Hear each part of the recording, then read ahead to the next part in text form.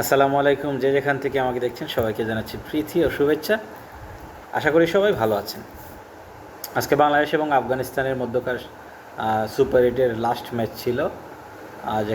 যে ম্যাচটা আফগানিস্তান 8 রানে জিতে যায় এবং সেমিফাইনাল নিশ্চিত করে। প্রচুর ইকুয়েশন ছিল এই ম্যাচ জুড়েই। আফগানিস্তান, অস্ট্রেলিয়া এবং বাংলাদেশ তিন দলেরই কিন্তু সেমিফাইনালে যাওয়ার সুযোগ ছিল, যদিও বাংলাদেশের সমীকরণটা একটু কঠিন ছিল। অস্ট্রেলিয়া এবং আফগানিস্তানের জন্য সেটা ছিল অনেক সহজ। সবচেয়ে সহজ ছিল আফগানিস্তানের জন্য, যেটা আফগানিস্তান করে ফেলছে অলরেডি।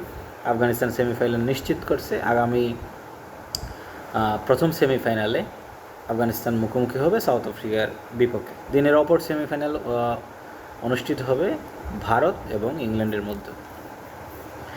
আজকে যে ম্যাচটা ছিল, ম্যাচটা বাংলাদেশের পারফরমেন্স আপনি কেমন চোখে দেখছেন? আমার চোখে যেগুলো ধরা পড়ছে এবং যেগুলো ঘাটতি মনে হয়েছে সেগুলোই আজকে এই বিষয়গুলোই নিয়েই কথা বলবো। বাংলাদেশ কিন্তু শুরুতে বোলিং করে, তো বোলিং পারফরমেন্স যদি আপনি বিবেচনা করেন, আপনি 100-তে 95 মার্ক দিতেই পারেন, বা এর চেয়েও বেশিও দিতে পারেন। বাংলাদেশ কিন্তু বোলিংকে অনেক ভালো করেছে, প্রত্যেকটা বলার ভালো করেছে। বিশেষ করে রিশাদ, সাকিব এরা কিন্তু দুর্দান্ত করেছে। তানজিম সাকিব যদিও তার রান দেওয়ার কারণে তার ওভারগুলোতে একটু রান বেশি হয়েছে। তানজিম সাকিব, তাসকিন, আমি তো একটা কথা বলতেই ভুলে গেছিলাম, তাসকিন তো পুরাই আগুন। তাসকিন অসাধারণ বোলিং করেছে, আমাদের pace bowler superstar Taskin Ahmed, অসাধারণ বোলিং। আজকে একটা জিনিস বাংলাদেশের বোলিং থেকে খুবই খারাপ লেগেছে, যেটা হলো এই এত ভালো বোলিং করার মধ্যেও কিন্তু আমি তিনজন পেস বোলারের কাছ থেকে তেমন কোনো ইয়র্কার ডেলিভারি পাই নাই, যেটা দুঃখজনক বাংলাদেশের জন্য। তানজিম সাকিব ভালো করেছে, মুস্তাফিজও এভারেজ ছিল, ভালো করেছে। সাকিব আল হাসান অত্যন্ত ইকোনমিক্যাল বোলার ছিলেন। আর রিশাদ উইকেট টেকার, অসাধারণ করেছে রিশাদ হোসেন। বাংলাদেশের বোলিং বিবেচনায় কিন্তু আফগানিস্তান তেমন রান করতে পারে নাই। আফগানিস্তান মাত্র 113 রান করতে পেরেছিল। পাওয়ার প্লেতে বা কোনো উইকেট না হারিয়েও আফগানিস্তান কিন্তু তেমন সুবিধা করতে পারে নাই। 113 রানেই আসলে থামতে হয় বাংলাদেশের বোলিং তুপে। এখন বোলারদের কাজ সঠিক আপনি যদি ধরেন, 100-তে 100 তারা করে গেছে। এখন বাংলাদেশের দ্বিতীয় আর্ধে যে খেলা, বাংলাদেশের ব্যাটিং, আসলে একটু ব্যাটিংটা চুলচেরা বিশ্লেষণ করি। বাংলাদেশ যখন আজকে খেলতে নামে, তখন বাংলাদেশের জন্য একটা সহজ সমীকরণ ছিল, যে বাংলাদেশের জন্য সহজ এবং একমাত্র সমীকরণ যেটা সেটা ছিল যে 12 ওভার 1 বলের মধ্যে এই রান চেস করতে হবে। তাছাড়া আরও কয়েকটা সমীকরণ ছিল, যেটা যদি আপনি সর্বশেষ সমীকরণটা সম্ভবত 12 ওভার 5 বলে ছিল, যেটা লাস্টে যদি 6 মেরে দেয় তাহলে তবেও বাংলাদেশ সেমিফাইনাল খেলতে পারবে। এক্ষেত্রে অস্ট্রেলিয়া এবং আফগানিস্তান তারা কোয়ালিফাই করবে না। তো বাংলাদেশের জন্য এটা মোটামুটি, যেহেতু রান কম, তো আমরা সবাই কিন্তু ধরে নিচ্ছিলাম যে বাংলাদেশ এটা করতে পারবে এবং তাদের ইন্টেন্ট এরকমই মনে হবে। কিন্তু বাংলাদেশের যে প্লেয়ারগুলো খেলছে, তো তারা সবাই আসলে আমাদেরকে ভুল প্রমাণিত করছে। ভুল প্রমাণিত কেন করছে? আজকাল আমি প্রথম যখন লিটন দাস ব্যাটিংয়ে নামেন, তখন তার ইন্টেন্ট এবং অ্যাপ্রোচ দেখে কিন্তু ভাবছিলাম যে বাংলাদেশ আসলে 12.1 ওভারই হয়তো বাংলাদেশ এটা চেস করে ফেলবে। কিন্তু দুঃখের বিষয় হলো, ওটা আমি ভুল ছিলাম, বা আমরা যারাই সেই এরকম ভাবছিলাম, এটা আমাদের ভুল ছিল। এটা মরিচিকার মতো ছিল, ওটা আসলে সঠিক না। এখন আমি কিভাবে এটা শিওর হয়ে বললাম, কারণ বাংলাদেশের ম্যাচ শেষে যখন আমাদের কাপ্তান নাজমুল হোসেন শান্ত প্রেস ব্রিফিং করছিলেন, তখন এই কথাগুলো পরিষ্কার হয়ে যায়। যাই হোক, এরপর যদি আমি টপ অর্ডারের যে ব্যাটিংগুলো দেখি, শান্ত, তানজিদ তামিম পুরোপুরি ফ্লপ। লিটন দাসের আজকে ব্যাটিংয়ে কিছু রান এসেছে, যদিও লিটন দাসের হাতে অনেক সুযোগ ছিল, কিন্তু লিটনের পাশে কাউকে সে পায় নাই। অন্য প্রান্তে শুধু আসা যাওয়ার মিছিল ছিল। তানজিদ তামিম, লিটন, সৌম্য সরকার, সাকিব আল হাসান, মাহমুদুল্লাহ, রিশাদ সবাই কিন্তু আসলে থিতু হতে পারে নাই, যে যার মতো করে আউট হয়ে গেছে। কেউ আসলে দায়িত্ব নিয়ে খেলে নাই। প্লাস ওই তারা 12.1 ওভারে যে জিততে হবে, ওই ধরনের কোনো ইন্টেন্ট তাদের মধ্যেকার ছিল না। আসলে আপনি যদি খেলার আগে হেরে যান, তখন আপনার সাথে তো আর কোনো কথা বলে চলে না। আর যদি আপনার ইন্টেন্ট এবং অ্যাপ্রোচ এবং আপনার লক্ষ্য থাকে যে আমাকে জিততেই হবে, তবে এই ম্যাচ কিন্তু বের করে আনা সম্ভব ছিল। এটা অস্বাভাবিক কোনো লক্ষ্য ছিল না, যা অতীতেও বাংলাদেশ এর আগে সম্ভবত একটা টি-20 ম্যাচে 72 রানের একটা রান ছিল চেস করার জন্য। বাংলাদেশ 7.2 ওভারে সম্ভবত এটা চেস করেছিল। তো আজকে ভাবছিলাম এরকম কিছু হবে, কিন্তু বাংলাদেশের যে টপ অর্ডার ব্যাটাররা পুরোপুরি ব্যর্থ, ফ্লপ। তারাই আসলে মূলত আমাদের মতো যারা ক্রিকেট ফ্যান আছে সবার মুখে আসলে চুনকালি মাখিয়ে দিল, যেটা খুবই লজ্জাজনক এবং দায়িত্বজ্ঞানহীনতার পরিচয় দিল বাংলাদেশের প্লেয়াররা। আর রিশাদ হোসেন আসলে তার কাছ থেকে বেশি কিছু এক্সপেক্ট করাটাও বোকামি, কারণ সে নতুন, প্লাস সে লোয়ার অর্ডারে ব্যাটিং করে, তার কাছ থেকে যাই পান আপনি বোনাস। তবে তার চেষ্টা যদি আরও ভালো করতো এবং বুঝে বলটা খেলতো, তবে হয়তো ভালো কিছু হইতো।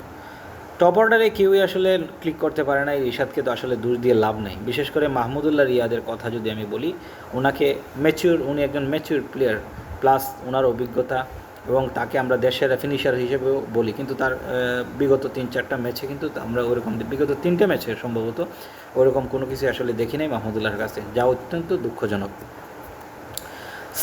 সাকিব এই টুর্নামেন্ট পুরোটাই আসলে সে স্ট্রাগলিং করছে, রানে, বলে, সব দিকেই, ক্যাচ, ফিল্ডিং, সবগুলোতেই সাকিব স্ট্রাগলিং করছে, যেটা আমাদের জন্য খুবই খারাপ। এবং যেটা রেজাল্ট হওয়ার কথা আসলে সেটাই হয়েছে। আফগানিস্তান অত্যন্ত ভালো খেলেছে, অভিনন্দন তাদের জানাতেই হয়। আফগানিস্তান কিন্তু ভালো খেলেই সেমিফাইনালে খেলেছে। তারা অস্ট্রেলিয়ার মতো টিমকে হারিয়েছে, আমাদেরকেও হারিয়েছে। তারা কিন্তু নিঃসন্দেহে সেমিফাইনাল তাদের যোগ্যতা বলেই খেলতে যাচ্ছে। আফগানিস্তান ভালো খেলুক, প্লাস আফগানিস্তানের যে উন্নতি দিন দিন হচ্ছে, আমি আশা করি আফগানিস্তান যে কোনো ইভেন্টের, আইসিসি ইভেন্টের ট্রফি খুব শীঘ্রই বাংলাদেশের আগেই জিতবে, এটা আমার কাছে মনে হয়। এবং আফগানিস্তান আমাদের চেয়ে টি-20তে অনেক ভালো দল।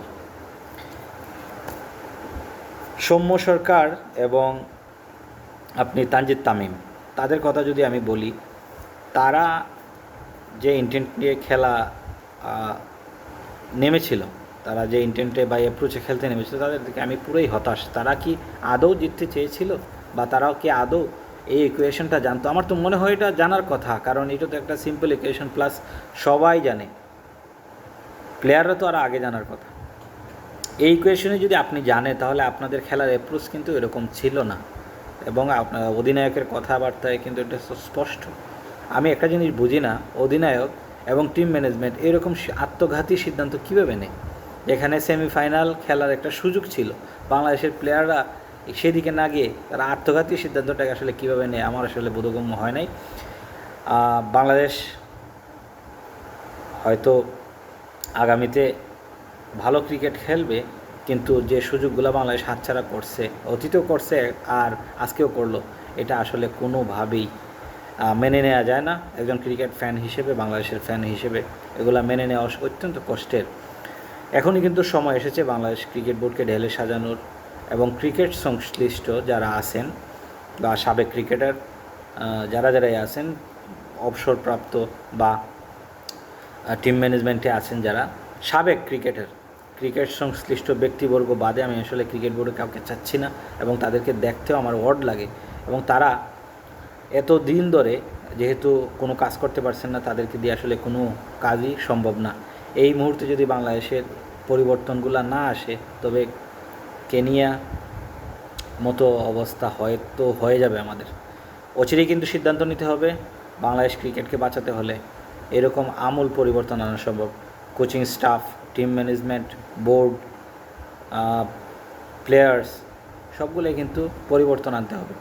আপনি একটা জিনিস কেন বুঝতে চান না, টেস্ট, ওডিআই এবং টি-20 তিন ফরম্যাটের খেলা, তো তিন ফরম্যাটে যেহেতু ফরম্যাট আলাদা, প্লেয়ারগুলো আসলে আপনাকে বাছাই করতে হবে, যে ফরম্যাটে পারফেক্ট তাকে আপনি সেই ফরম্যাটে খেলাবেন।